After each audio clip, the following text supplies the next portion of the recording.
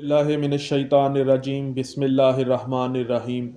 سامعین اور ناظرین، ہم شیعان امام حسین علیہ الصلاۃ والسلام جب کربلا میں ظلم و بربریت کرنے والے ظالموں کے ظلم کے خلاف احتجاج کرتے ہیں اور اپنا سینہ پیٹتے ہیں اور اپنے رخسار پیٹتے ہیں اور زنجیر زنی کرتے ہیں، تو منکرین ماتم اپنے اجداد کے ظلم کو چھپانے کے لیے ماتم کو بدعت بتلاتے ہیں۔ ان کی مثال ایسے ہی ہے جیسے یوسف علیہ السلام کے بھائیوں نے ان کو کنویں میں ڈال دیا، اور جب یوسف علیہ السلام کے والد حضرت یعقوب علیہ السلام اپنے بیٹے کی جدائی کے غم میں روتے تھے اور روتے ہی رہتے تھے، تو یوسف علیہ السلام کو قتل کرنے کا ارادہ رکھنے والے ان کے بھائی اپنے باپ کو کہتے تھے کہ ابا روتے کیوں ہو؟ تو سامعین، سورہ یوسف کے اس واقعے سے اس بات کا ادراک ہوا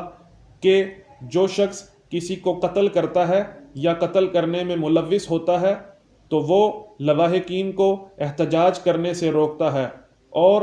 یہ تو ہر انسان کو معلوم ہے کہ جب بھی وہ کسی ظالم کے خلاف احتجاج کرتے ہیں تو وہ ظالم ان کی آواز کو دبانے کے لیے مختلف حربے استعمال کرتے ہیں۔ سامعین، آئیے آپ کو دکھاتے ہیں کہ یہ جو منکرین ماتم ہیں، یہ سارا سال جس عمل کو عبادت سمجھ کر انجام دیتے ہیں، خود اس عمل کے موجد، اس عمل کے انوینٹر عمر نے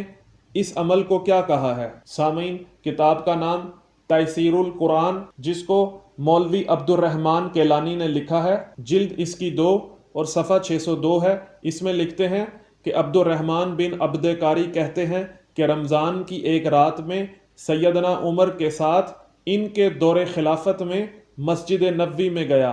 ہم نے دیکھا کہ لوگ مختلف ٹولیوں میں نماز تراویح ادا کر رہے ہیں، کوئی اکیلا ہی پڑھ رہا ہے اور کچھ ٹولیاں ایک امام کے پیچھے نماز ادا کر رہی ہیں۔ تو سیدنا عمر کہنے لگے کہ اگر میں ان سب کو ایک امام کے پیچھے اکٹھا کر دوں تو یہ بہتر ہوگا۔ یہ ارادہ کرنے کے بعد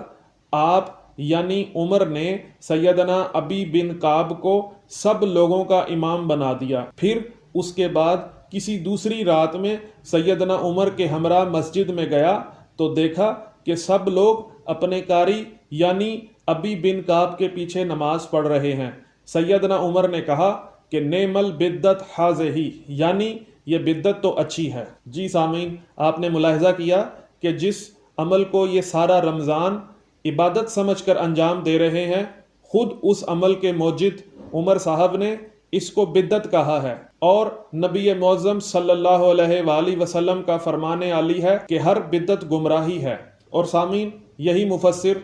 اس کے نیچے لکھتے ہیں کہ سیدنا عمر اور باجماعت نماز تراویح، اس حدیث سے درج ذیل امور کا پتہ چلتا ہے۔ وہ لکھتے ہیں کہ سیدنا عمر نے جب تراویح کی نماز باجماعت کا حکم دیا تو نہ آپ خود اس میں شامل ہوئے اور نہ آپ کے ساتھی عبد الرحمن بن عبد کاری۔ اسی طرح جب کسی دوسری رات معائنہ کیا تو جماعت کو دیکھ کر بھی نہ آپ خود اس میں شامل ہوئے اور نہ آپ کے ساتھی، جس سے معلوم ہوتا ہے کہ وہ اس جماعت کو نہ ضروری سمجھتے تھے اور نہ بہتر، ورنہ آپ خود اس میں شامل ہو جاتے۔ جی سامعین، یہاں پر مفسر خود ہی اعتراف کر گئے کہ حضرت عمر نے نماز تراویح باجماعت ادا نہیں کی اور نہ ہی ان کے ساتھی عبد الرحمن بن عبد کاری نے۔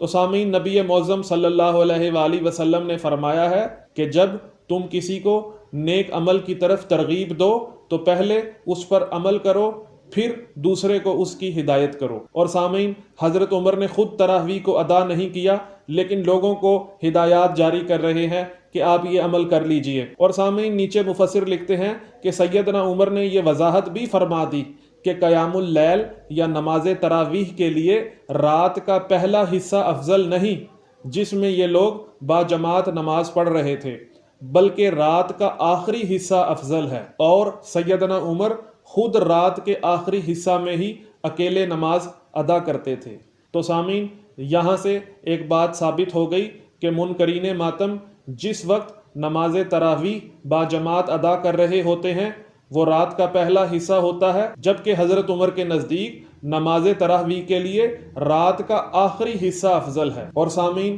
اسی تفسیر تفسیر القرآن جلد 4 صفحہ نمبر 328 میں مفسر نے بدعت کی اقسام کے ذیل میں لکھا ہے کہ پھر بعض لوگوں نے اس بدعت کی بھی وہی 5 قسمیں بنا ڈالی ہیں جو تکالیف شرعیہ کی ہیں، یعنی کچھ بدعتیں واجب ہیں اور کچھ مستحب، کچھ مباح، کچھ مکروہ، کچھ حرام، اور بعض لوگوں نے صرف 2 قسمیں بنائی ہیں، بدعت حسنہ اور بدعت سیئہ، یعنی نیک بدعت اور بری بدعت۔ حالانکہ رسول اللہ صلی اللہ علیہ وآلہ وسلم نے بدعت کی کوئی تقسیم بیان نہیں فرمائی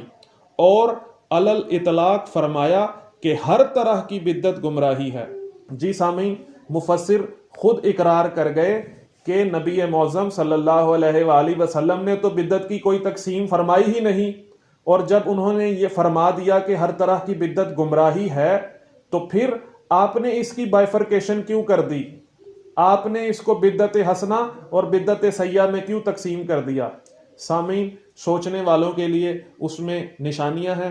اگر آپ کو میری ویڈیو پسند آئی ہے تو میری ویڈیو کو لائک کریں، کمنٹ کریں اور اس ویڈیو کو زیادہ سے زیادہ شیئر کریں تاکہ سارا رمضان بدعت کو عبادت سمجھ کر سر انجام دینے والے بدعتیوں کو ہدایت نصیب ہو۔ السلام علیکم ورحمۃ اللہ وبرکاتہ۔